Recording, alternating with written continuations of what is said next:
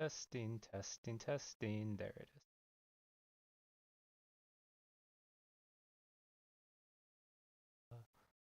Ba, ba, ba, ba.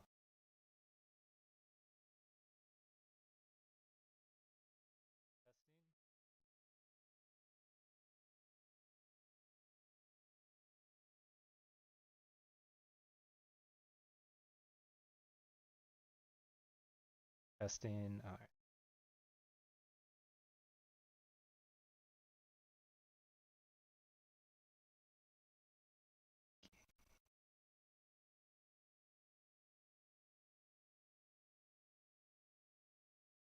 Testing.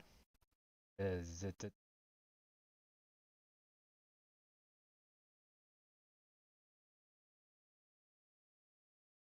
testing? Testing? Yes.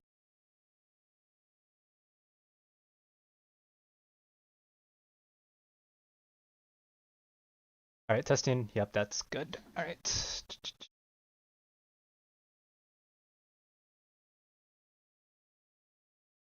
Oh, is it? Oh, all right, cool. It's streaming. I didn't even realize. All right.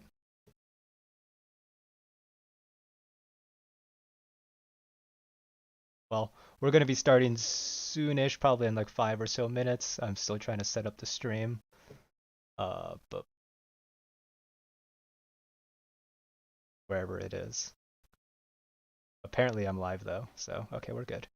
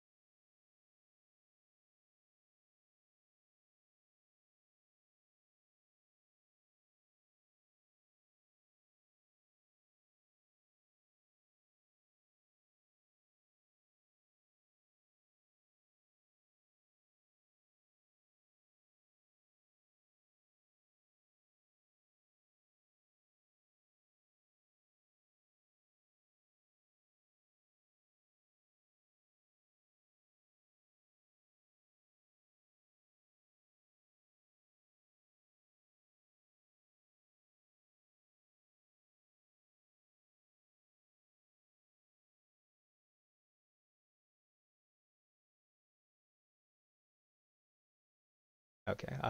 Oh, that better?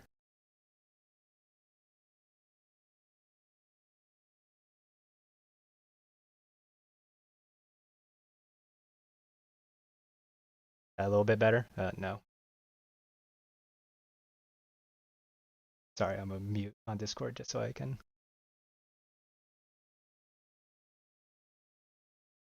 Ba ba ba ba ba ba. Testing, testing. A little closer. Sorry, stream. Oh, wonky. I don't want to go too much higher. All right, we're good.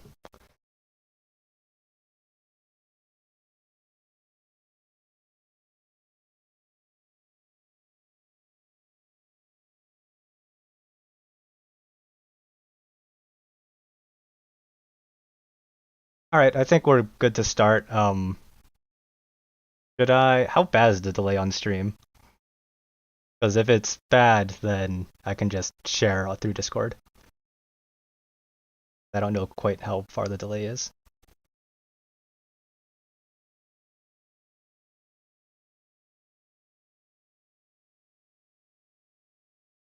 Yeah, well, I'll share my screen. You could either tune into the stream or you can tune into Discord, and hopefully my internet can handle the stream.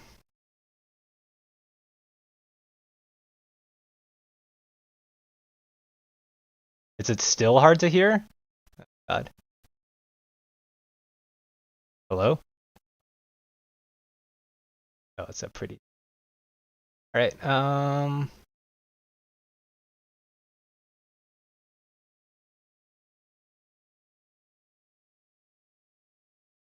Crank it all the way up. Oh God, that might be a little high. Sorry. Alright, hopefully that's good enough for the audio. Because I'm peaking, it looks like, so. But alright, so let's get started then, and if the stream dies, then we'll go how it goes. So, you could join. I am just gonna share my screen on Discord. Join in so you can follow along.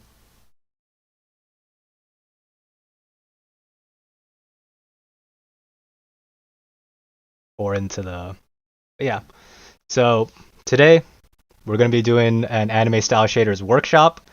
We're mainly going to be working in Blender, but the stuff that I'm going to be talking about isn't specific to Blender. It's just Blender's a little bit more accessible, in my opinion, especially for these shaders. So that's what we're going to use. After I go over the stuff in Blender, if people are interested, I will translate stuff over into Maya, because I'm sure that's going to be just as useful. So yeah, but quickly, I'm just going to do a quick overview of what we're going to go over, have the quick rundown so that you're all ready when we go. So first, when we're going to be doing what's called NPR shading. So that's non-photorealistic shading, which is different than PBR shading, which I'm sure you probably hear, which is physical-based rendering. Basically, whenever you're going to do like anime style shader, and you do research on stuff, you'll see a lot of it called NPR. That's what it means. You're going to look through that stuff. A lot of non-photorealistic shading requires you to break the shading engine, oftentimes because the default materials are often made, or not often, they are made to be photorealistic, and obviously you don't want that.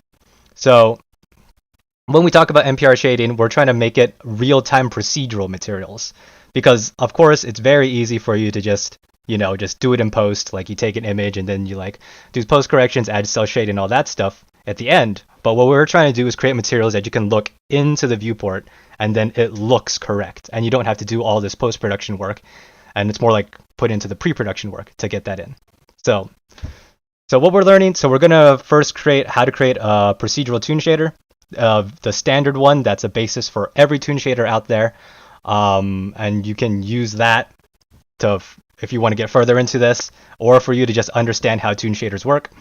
And then we're also going to be learning how to use texture maps in order to control shadow shapes, which is really important in procedural toon shaders because they're procedural, there's a lot of stuff you can't fully control, and that using texture maps allows you to fix a lot of artifacts that come up. And lessons, these are more stuff that we're less going to be like, following along with, more just discussing. We're going to be also learning about normals and how normals work in shaders, like how shader engines understand normals and stuff like that. You're also, for people who haven't used nodes before, this is going to be a pretty good workshop for you to get a handle on how nodes work, shading nodes specifically in Blender, and again, also in Maya. A lot of the stuff translates over. Nothing I'm going to be talking about most of the stuff I'm talking about isn't proprietary to Blender. And depending on how long we go, I'm also just going to talk about other more, just like fun stuff that people have been experimenting with, NPR shaders. A lot of them aren't necessarily like practical, but they're like just cool to sort of understand and know about. So we're going to talk about that if we have time. So just real quickly, this is what the basic procedural shader is going to look like. It's very simple, as you can see. Again, we'll be going over it once we hop into Blender. But like I said, the cons of this, when it's this simple, is that it can have some weird shadow shapes. Anyways. And then, so the texture map system that I'm going to be talking about is based off what you see in Arc System Works, the video game company. They did like BlazBlue, Guilty Gear, the Dragon Ball Fighters game. I think they did a Kill la Kill game recently. But this company is just super well known for their real-time like anime style shaders, because just like look at this right here is all in 3D. That is completely in-engine, in-game. And it's insane how 2D it looks, And right here you can see the UVs and how they set up. We're going to be talking about it, why it's set up this way. Because I'm sure for people who do understand UVs or have done some texture work, it looks a little bit strange. So yeah, They use a 2-map system, sort of. So they have a base color, or it's a 3-map system, excuse me. Not 2 maps, that's a typo. But they have a base color, then they have the shadow color map, and then they have what's called an ILM map, which controls things like shadow shapes, outlines, and specular. And we'll go over that stuff. And they use square UVs. Again, we'll go over this stuff. These are just resources, just example stuff that you can look at. Rookie here is really, really well known for their anime style shaders, or their normal editing more specifically, and how they get these shadows correct. As we go over it, you'll understand how difficult it is to get these shadows looking correctly. But these are just example stuff to look at. I'll post this. Again, this is another artist who does some really good shaders. You can look through their stuff to research. Royal Skies, he has a lot of very quick tutorials. As you can see, they're like 5 2-minute long things. A lot of the stuff I'm going over is based off of these tutorials, so if you need a refresher, just go through this. It'll probably take like 10 minutes, and then you'll be caught up. This is just another artist, if you want to look into them. Again, they also have modeling tutorials as well as shader tutorials. And this is just a fun one that we're going to get into if we find time. It's shading using math nodes as opposed to like shader nodes and stuff like that. So yeah, so that's the basic rundown. So now we can hop into Blender and we can sort of get started. Any questions so far?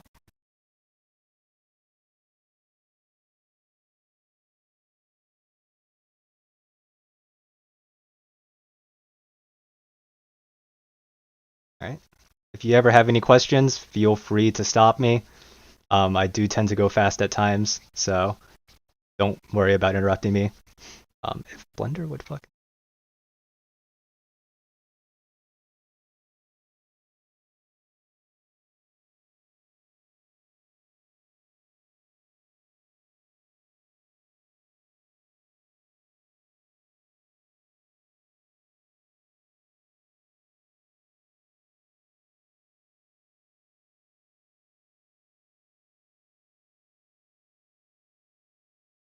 Loading up Blender. All right. I'm on 2.93. It doesn't particularly matter. If you have 3.0, that works fine. But yeah, first, since we have some people who are less familiar with Blender, let's just give a quick rundown of Blender, or a quick setup. For off, let fast keys. Yep. So now Blender's very shortcut heavy, so you'll have my keys over here.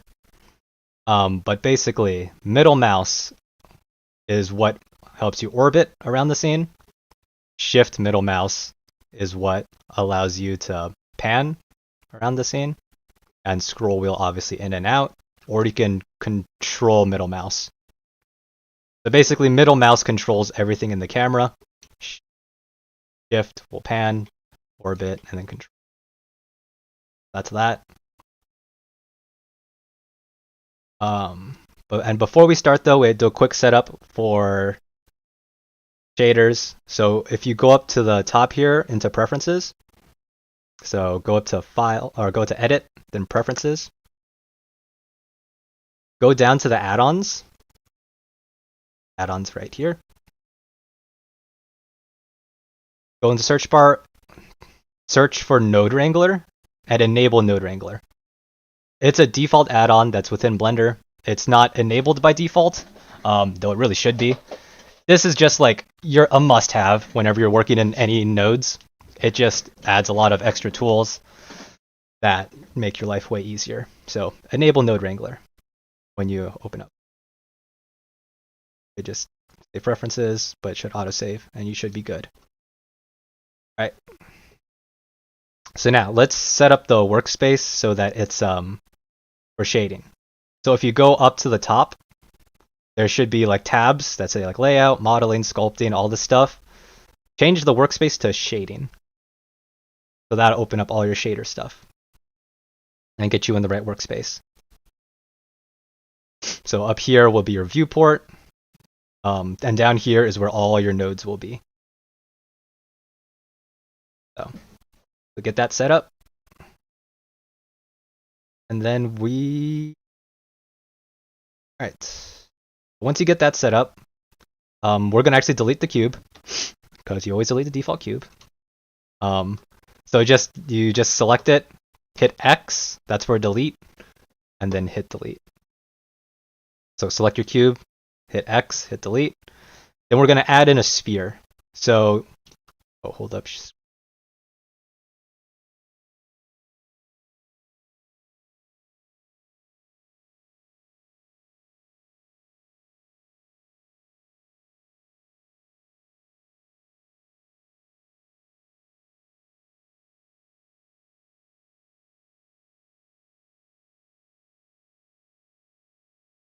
So we're gonna add in a sphere. So Shift A, sorry, and then go to Add Mesh, UV Sphere. So Shift A, UV Sphere. And this is what we're going to use to sort of attach our shaders on, so you have a understanding of what they're going to look like. So basically, once you get the sphere in, go down here, and just add a new material, and that'll automatically attach it. So, any questions so far? Anyone lost, either like adding the materials or anything else, getting into the workspaces?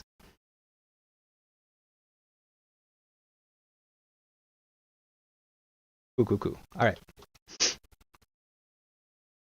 So by default, Blender actually has it so we have the principled shader. This is like your sort of Maya's AI standard surface. It has all this fancy tools. You could just keep it, but for our purposes, it's really overkill. So we're just going to get rid of it. So just select it, hit X, same as you would delete. And then we're going to add in a diffuse. So to add in, just hit Shift A. You can either search, so just hit the search and hit diffuse. And that adds a basic diffuse, and that's all we'll need. So then next, you're gonna, you can plug it in and it's just a diffuse. But what we're trying to do right now is that I switched it over just to rendered view, because this is material where it renders using HDRI. But if you go to rendered, that's closer to what we have.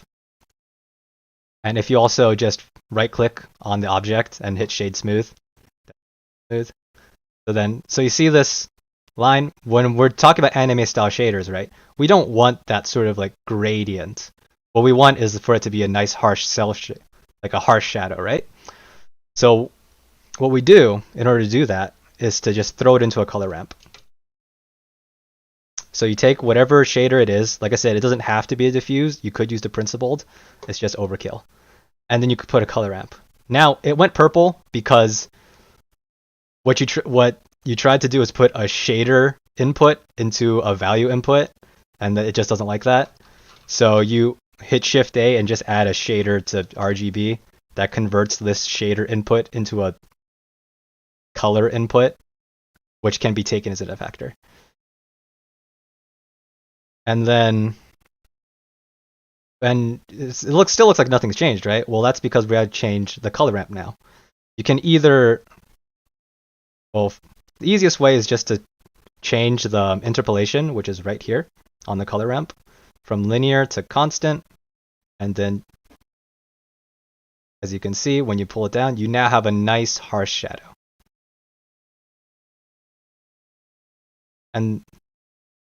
And you adjust this for the shadow, and obviously, of course, this is based off the light. So if you have more light, you could do that. And what I also like to add is to make an emission, just run it through an emission, just so it's like clear colors and the lighting works out. So it just looks more toonish. Yeah, this is the basic setup. So to break it down, is that we have a diffuse shader, which again, shaders contain just shadow data. What we're trying to do is then take the shadow data, or the shadow and light data, and just put it through a color ramp so that we get rid of the gradient within the shadow. And this node here is just to convert this value so it can go into the color ramp. And just an emission to make sure like all the colors are like basically saturated when it comes out to render. and then you just put it into the output. And this is the basic for any toon shader, default toon shader that you see out there, whether in Maya, Unreal, anything. This is basically what's happening in the background. Exactly this. And say if you want to add like a highlight, or like maybe you want like steps in it, you can add more steps in here. And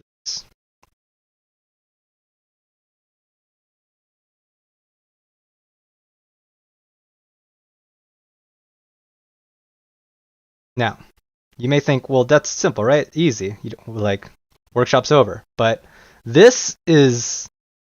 Oh, and also, before that, when you color ramp stuff, it automatically turns everything black and white because it's going off these colors. And you could obviously just change the colors here, and that will change that. What I prefer to do is to throw it through Mix RGB node. You throw that into the factor, because remember, this is just like black and white are basically just 0 and 1 values. So the black stuff will be color 2, and the white stuff will be color 1. So yeah, so this, if you have like a normal texture map, you can just plug it into here, and then you'll have all your like colors and stuff. This will be like your shadow colors, darker or something. So yeah, again, this is the basic setup. Now, any questions so far? Maybe there's some nodes that you're missing, or I don't know, anything about the method.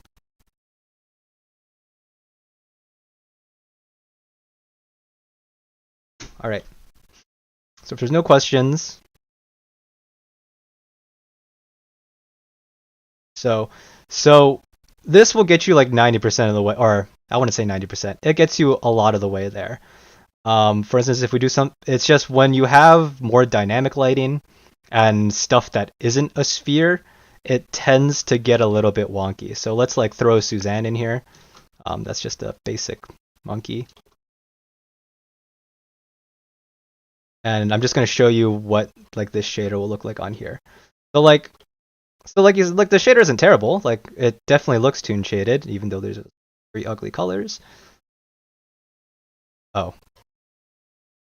Okay, well I got that reversed, but this is the color 2 is the light and the color 1's the dark. You could invert the color ramp. But yeah, so that doesn't look terrible, right? But you know, there's like that's kind of weird artifacting here, and then that's like, you know, there's some weird shapes, and when you sort of like move it around, those shadow shapes are looking kind of wonky at times, you know? So it's not terrible, but you can definitely see there's some problems when it's this simple. And of course, if you add like I'm just adding a subdivision surface, so and you smooth it out, okay, yeah, it looks better, but you know, you don't want to have to have a super high poly mesh in order to get good lighting, right? So everything else about anime style shaders is about trying to correct for those weird shapes, especially, yeah. And that's where we get into like normal editing and what we're going to go over with the texture maps, which is what Guilty Gear's solution for it is. So yeah.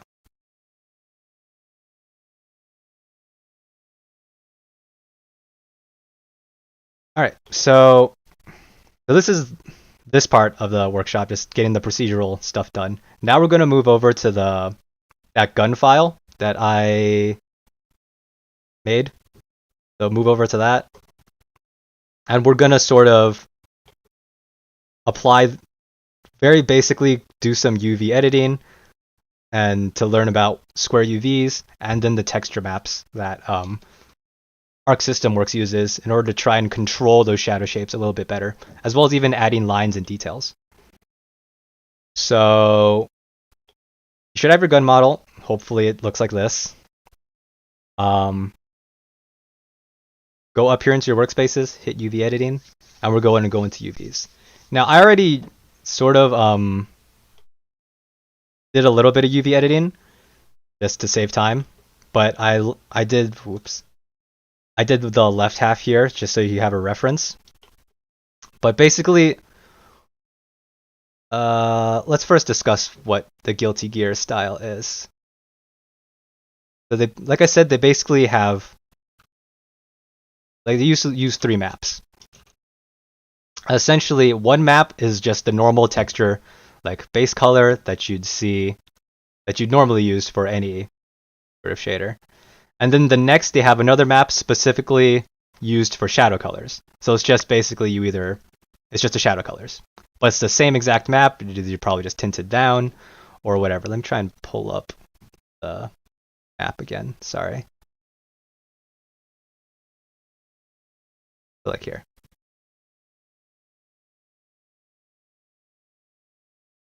So you can see these are all that. And then they just have another map that's basically like this, that's specifically for shadow colors. And then what you have is, the ILM map, which is what determines how to blend what is what, what is a shadow color and what is the base color. Hello, Steve. Wait. Oh, a little bit late, but it's fine. Yeah, so, yeah. So we're gonna go over square UVs and why they set up square UVs and why they do this stuff. And since we have a new person here, I'm just gonna quickly just show off what we did so far. A quick review for everyone. So what we did was basically just set up the basic Toon Shader node that every Toon Shader is basically built off of. So if you have Blender open, and if you go into your shading workspace, so what we do is we get rid of the normal principle, you add a diffuse, and you add a color ramp, and then you add a shader to RGB just because you can't directly connect this.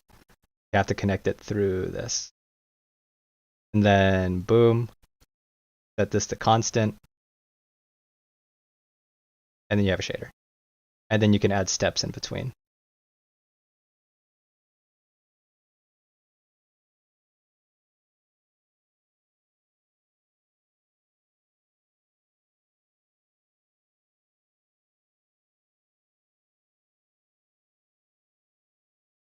And just to keep colors nice, and a mix.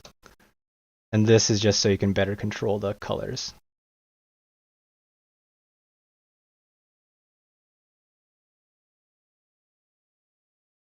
So, okay. So setting up the texture maps for this. This is a pretty basic thing, so it's realistically, you don't really need texture maps. You could actually just manually assign the colors and just have materials for every one of them, which is one method that people have done that's perfectly valid.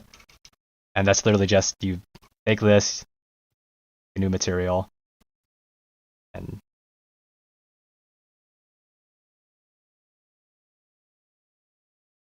just like assign it and manually change it, and you could do that.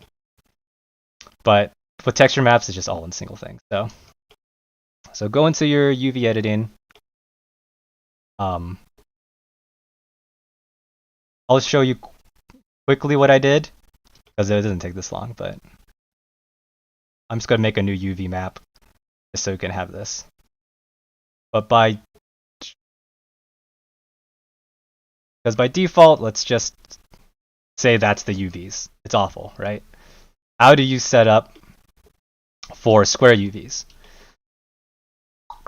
So in this case, because this is a relatively low poly and angular piece, in Blender, what you can do is just hit UV, Smart UV Project, and that gets it mostly done. Because what we're basically doing is, since we're squaring off the UVs, literally just take like whatever view. Oh, sorry, let me turn back on screencast. I just went to right orthographic by hitting numpad 3. If you hit right numpad 3, you'll right orthographic, and literally just and in order to select the faces, hit tab. Either it will toggle you straight into edit mode or it'll open a pie menu. and then just go to edit mode. But do that, and then just like select one side just completely, and just like, oops, just hit U in order to unwrap, then project from view. And this is fine, you know. We'll just have to square it off a little bit, but that's fine for the UV for this. Obviously, if you have like more complicated characters, like actual character models, you might run into more problems. You might have to manually sort of, get the UVs correct so that they're squared up. But in this case, because it's the prop, we can just project from view and do this stuff. Or because it's relatively angular, Smart UV Project does exactly what we want without having to sort of go to each view, select, project from view, go again, select, project from view. The Smart Project is actually exactly what we want. And we want to square off the UVs because it makes it so you can add in outlines and the colors. Because when we start doing because the problem with textures, especially for like, video game textures, you don't want them to be like 4K textures, right? You're going to have like 1 or 2K textures, and when you zoom in on those, there can be points of where it gets sort of like a grainy because of just, anti-alias and all that stuff. Like for instance, of Genshin Impact, they have,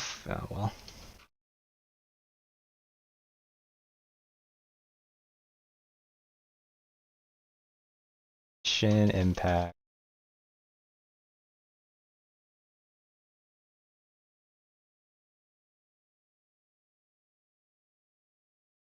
Yeah, they have more just conventional UVs, which is, where you have the islands.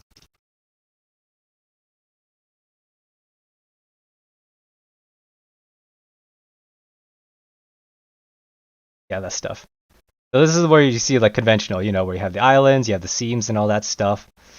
But the problem with this is that for things like these lines and stuff, when you zoom in, there will be anti-aliasing. It's just a fact because it's image texture.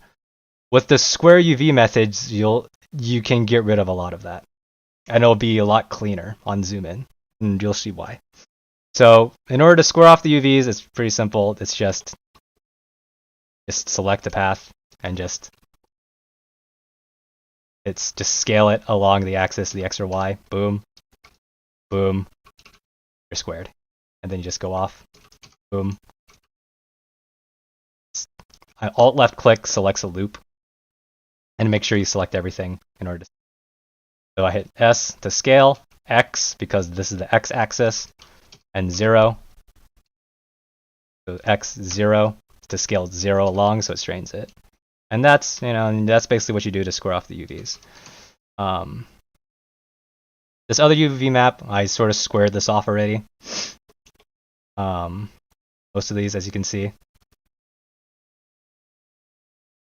Also in Blender, in order to square it, you can do what's called follow active quads. So I hit just L in order to select this linked island, and then just select, make sure one of these is selected as an active. So just like double click it. Then follow active quad. Oh dear.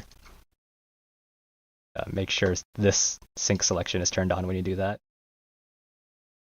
I'll do that. And follow active quad. And then I'll follow the last selected thing, which was square. So it'll turn everything square. So that's that. So cool. You now have square UVs. If you use this map that came with it, then it should be squared up. Oh, well, except for this. But now you can go into texture paint mode in Blender. Well, first you gotta set an image for it. So just set a new image. The 1K texture is fine, so just like gun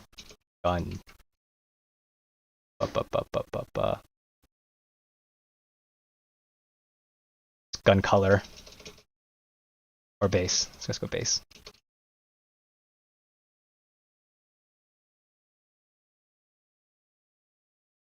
Then you can go in and color the gun how you want. So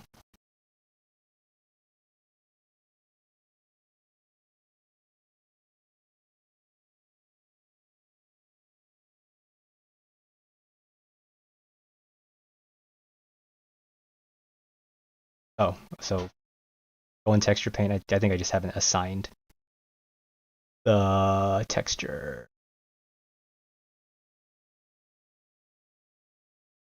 Oh, okay. So go back into your shader thing because we need to obviously assign the image texture that we just created. Just add an image texture, throw it into this bottom one because that's the base color. Gun base.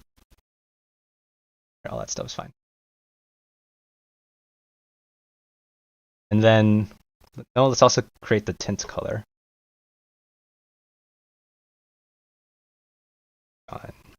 Tint.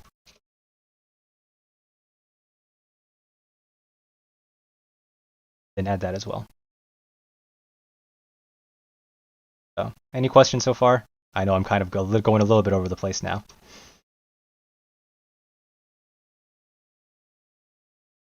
All right, so now we're good to start coloring this thing. And then we'll actually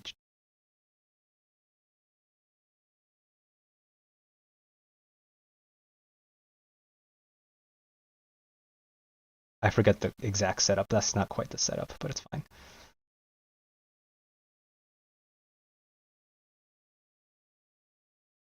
Right, okay, yeah, no, it's this. We'll figure out the ILM map later. But so now just like you can go in and just editing, like select an island, make sure you have the sync selection on, and you can just start texture painting it. This and this, if you paint mask, this allows it so that it masks everything that basically whatever you selected is masked the color. To fill and fill it whatever. Maybe you want it blue. That side blue.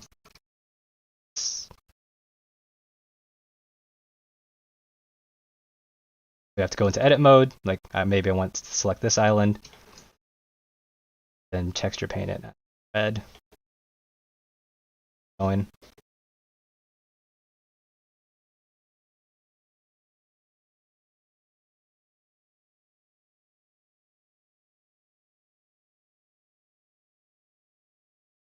Let's just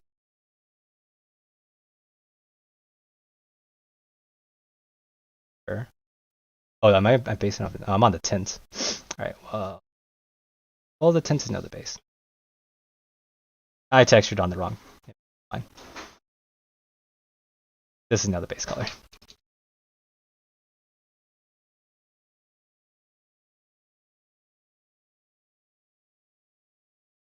Then you let's say this is your base color, and then the tints map. Literally just the same map, but you just can. You don't even need a separate one. You can just like hit it with like a hue saturation. It's like, I don't know. It's like tint shift it to another color. Value. Traded.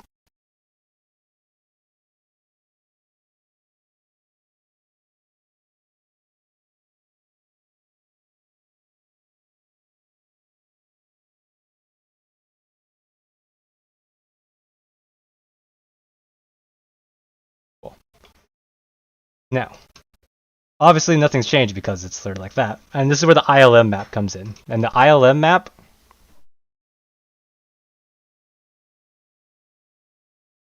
is what controls things like the shading and stuff. So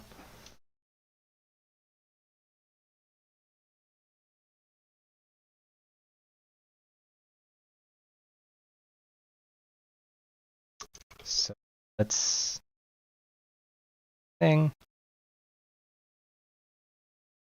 Okay. Now, see if I remember how this works.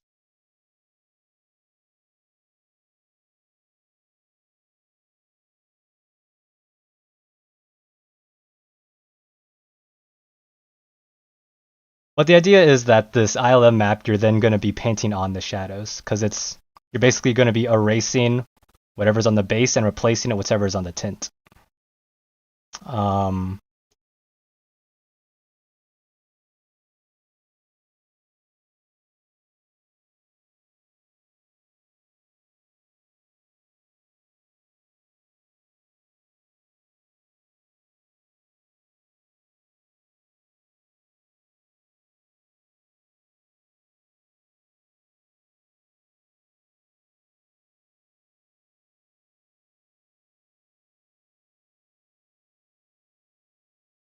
Oh, right.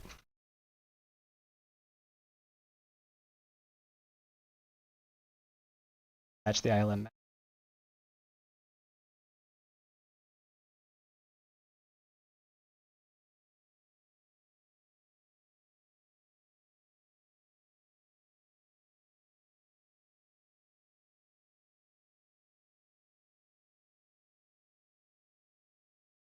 It's supposed to paint and it's supposed to go description.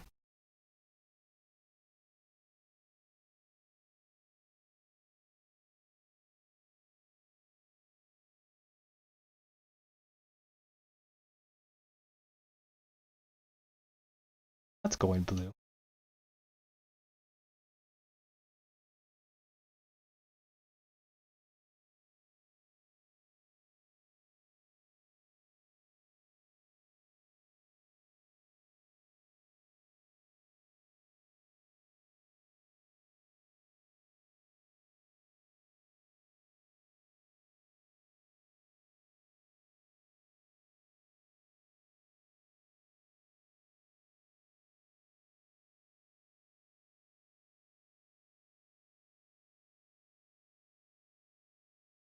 But what's supposed to happen is what's going on is that when you color onto the ILM map, this will help control the shadow shapes, which is also what you're going to blend in with your procedural stuff, so that you'll have sort of painted on shadows as well as the procedural shadows that are affected by the lighting.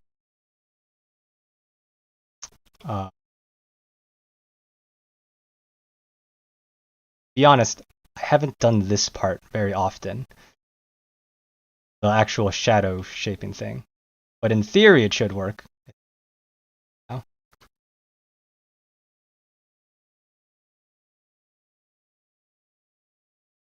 Feel free to ask questions as I try to figure it out, because I'm trying to troubleshoot.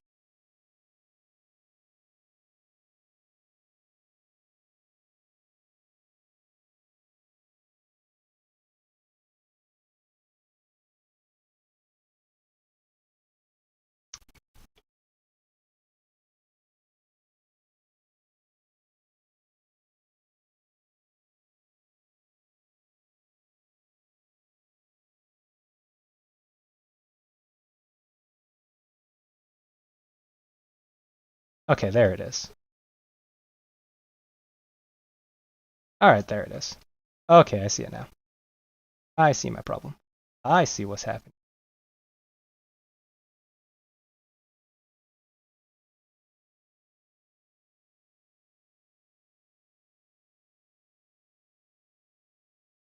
Colored with red. For the ILM map, I see what I did. You don't want to actually color with color necessarily. Or it's weird with the color, because the ILM map, what you're really taking isn't any color values, it's just input values.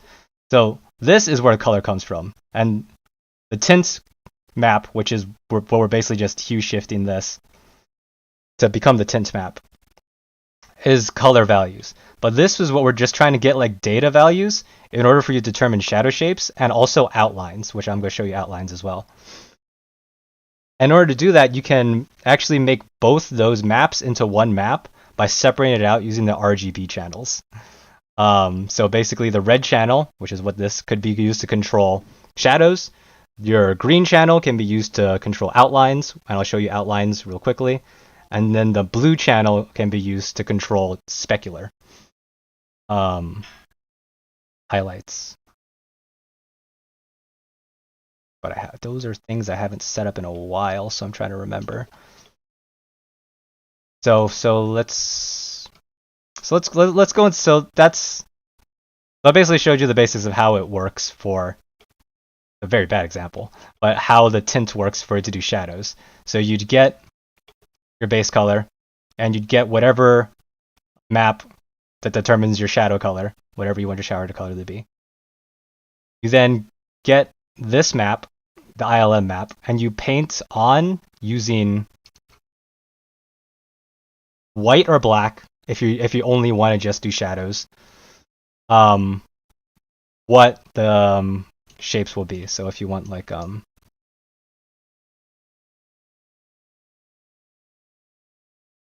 this area to be like a little, for sure to be more, then you can color it in. But the more important thing about the square UVs is the fact that you can create outlines, clean outlines. So let's take back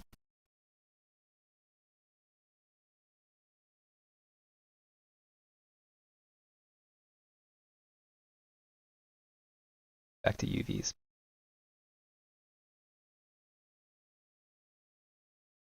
So you take the ILM map,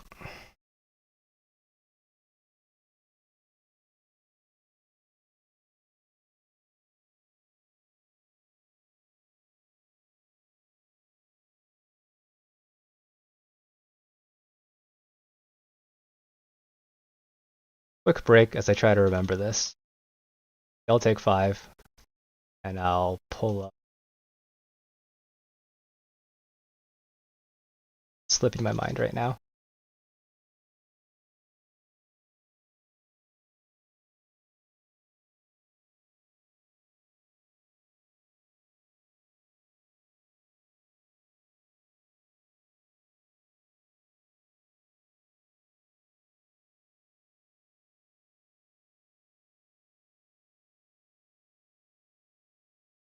Back. So everyone just take a 10-minute break. If you have questions, please feel free to shoot them. How to set up the ILM.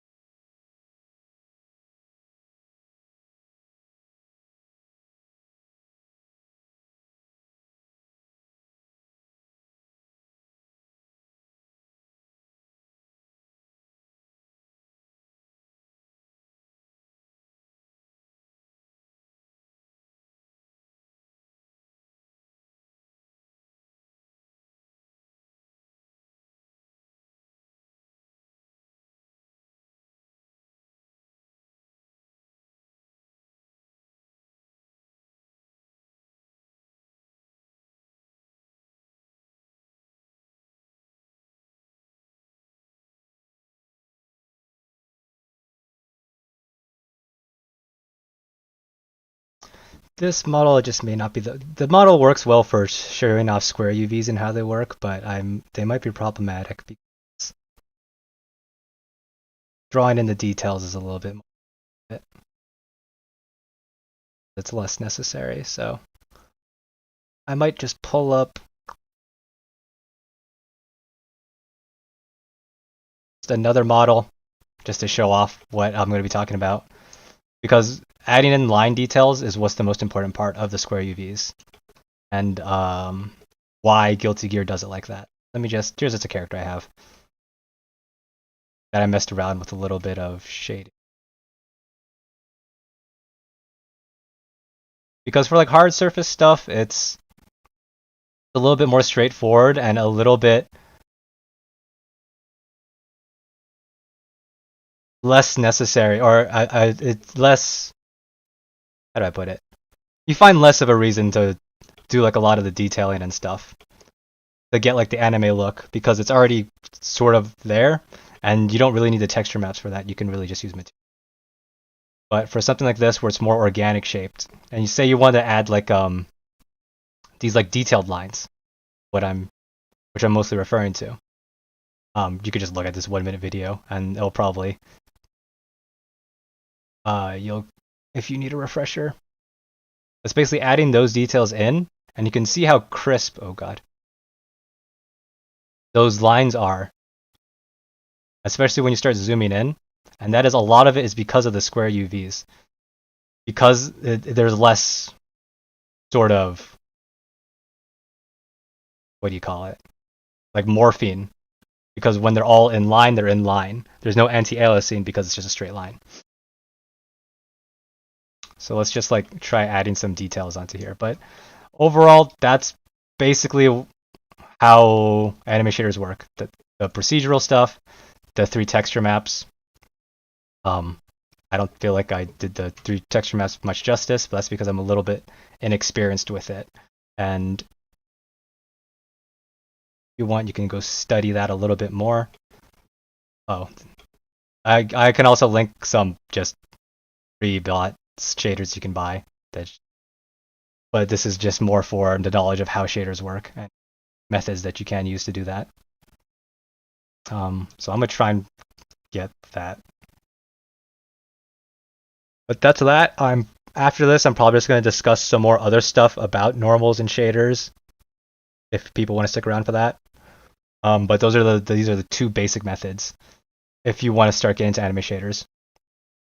So there's the procedural one that I showed you, like all the shader nodes. You can use or you can use the texture map system that Arc System Works uses, and I'll link my presentation, and then you can go over those tutorials. They're going to be super quick, and you can learn that.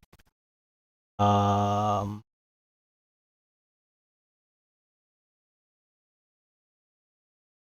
ILM stuff, I'm a little less familiar with it. I don't want to keep trying to waste time trying to figure it out when you got resources there. But if you don't have any questions about those 2 methods so far, I can go over some other stuff about shaders and why we get certain things.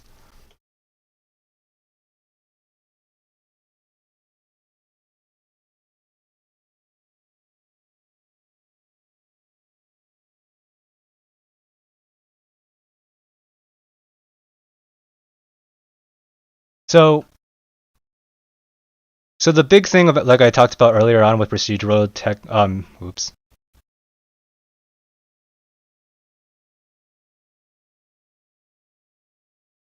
The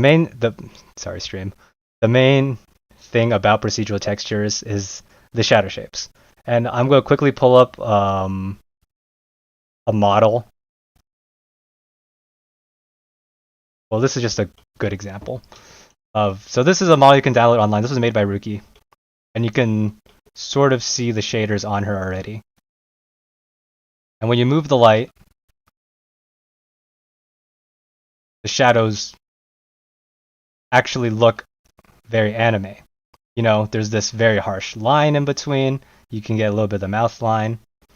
When you don't edit, and that's in order to do that, you have to actually do what's called normal editing. And for those who, because if you do the default, let's just pull up.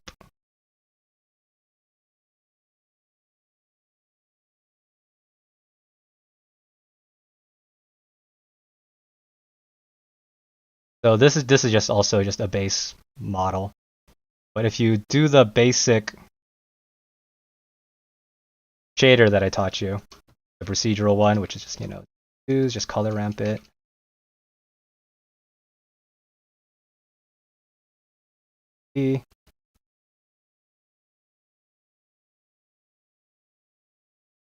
And you don't need the emission.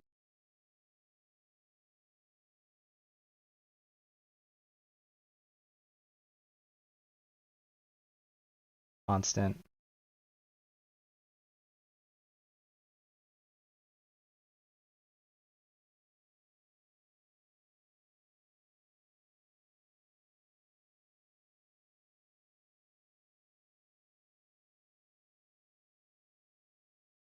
You can see the shapes there.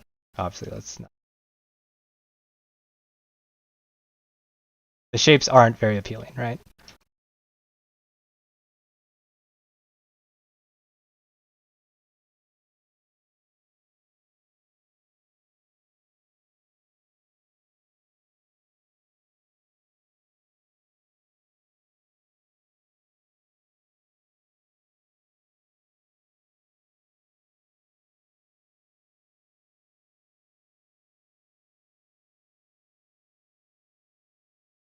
And that's the big thing with anime shaders. So like, let's say, like, look at this. So, of course you can adjust this, but again, we're just looking at the shadow shapes. Don't worry about the colors, but just look at the shapes in general.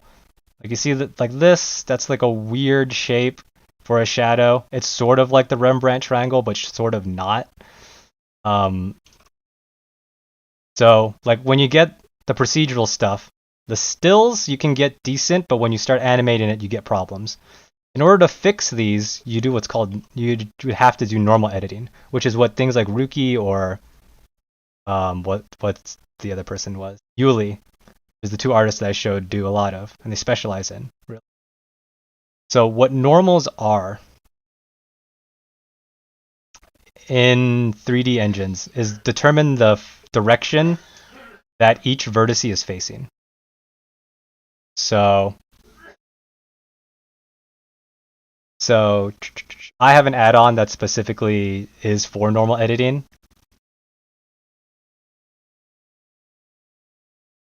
And you see all those little lines? Let's see.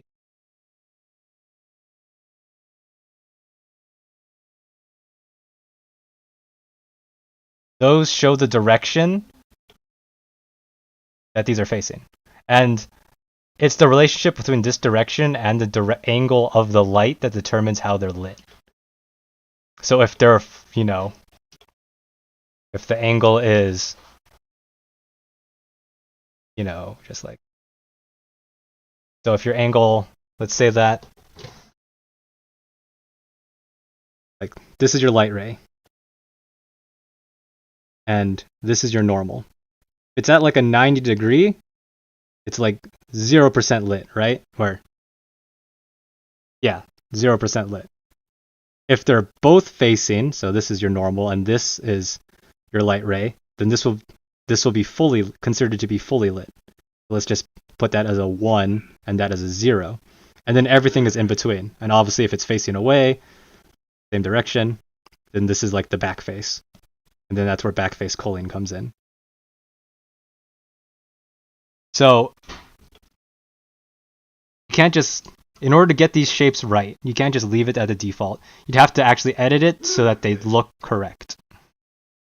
And so you'd have to go into normal editors and you have to do that stuff. I'm not going to teach that because that is something that requires a lot of knowledge on shaders. But for those of you who are interested in that and into going deeper into that, this is what you'd go to really refine the looks for the procedurals. Because see, as I move this normal, it changes how light affects it. Because the angle of the light, it's sort of going like that. I've rotated it so it's basically almost 90 degrees to it, so it's now dark. If I wanted to make it brighter, I'd have to go up. And then you'd go one by one, and you try to edit it so it looks right. In Ruki's case, this thing made by Ruki. What they instead did is just assign manually the materials. So the topology is awful, but when it comes to the anime style shaders, the ends do justify the means. And so what they did was basically they just, instead of going manually and editing the normals, they're just like, okay, I want this material to be whatever color for the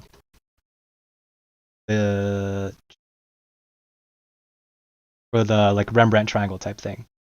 So that when the lighting hits it, it's always going to be lit, no matter what, because the material is assigned to it. Same with the eyes and same with the other stuff. So one method is normal editing, which I showed you. Another is just manually assigning the materials. Both are fine. They're jank, but anything you do in anime styles is going to be really fucking jank. So yeah. So I just want to quickly go over normals when it comes to anime style shaders, because they're very important to understand in order for you to get it. And then finally, what I want to go over, since I do know Liam works in Maya, I'm gonna quickly translate some stuff over in Maya. You do have the AI Tune shader, which is a lot of this stuff is built into it. I don't like, though, the AI Tune shader is really obtuse to use, in my opinion. But it's powerful and it works. But I'll show you quickly in Maya, and then I'll quickly talk over math nodes, and then that'll be the workshop over. This is mostly just me going over stuff that hopefully get people started in anime style shaders. I'm not an expert in by any means, as you can probably notice. I've just done a lot of research and seen a lot of techniques that can be used to achieve it.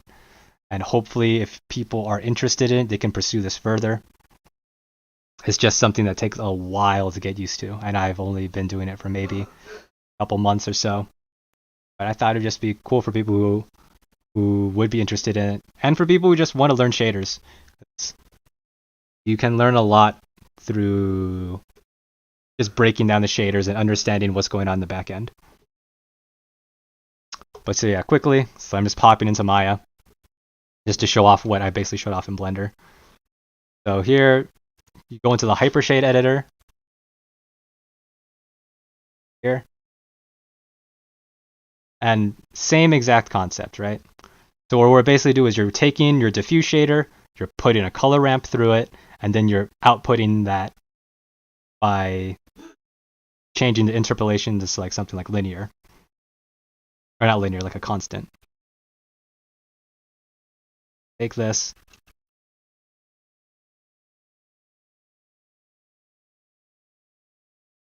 A Lambert is the diffuse. Take a color ramp. Called amp.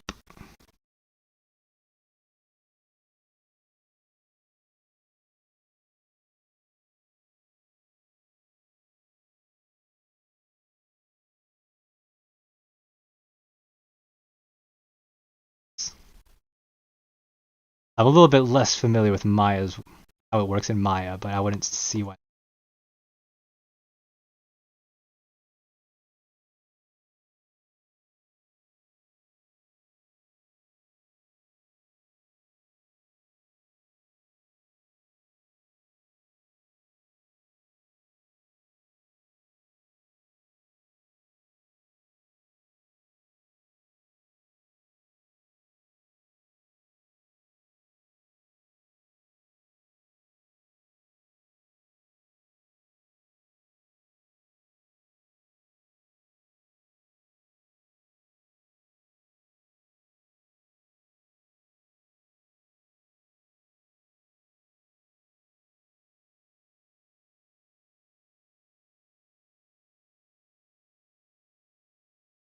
Take this interpolation to none. Should accomplish this.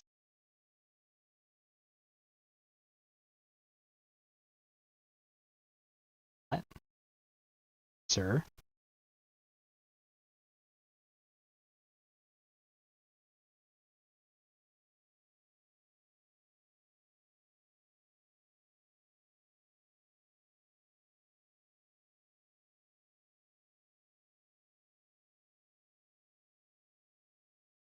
I thought I tested this and it worked.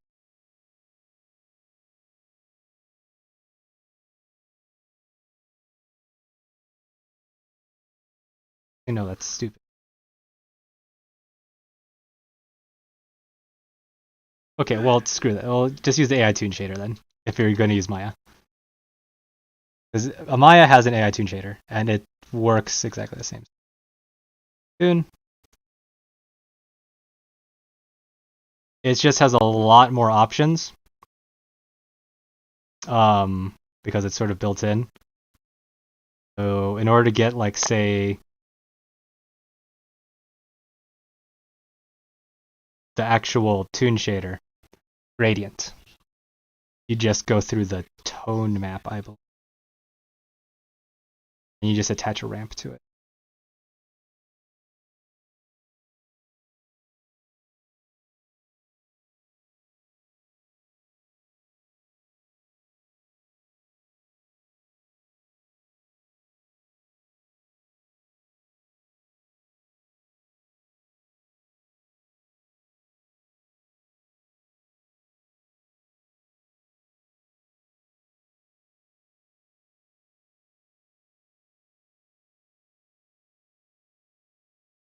It should do it.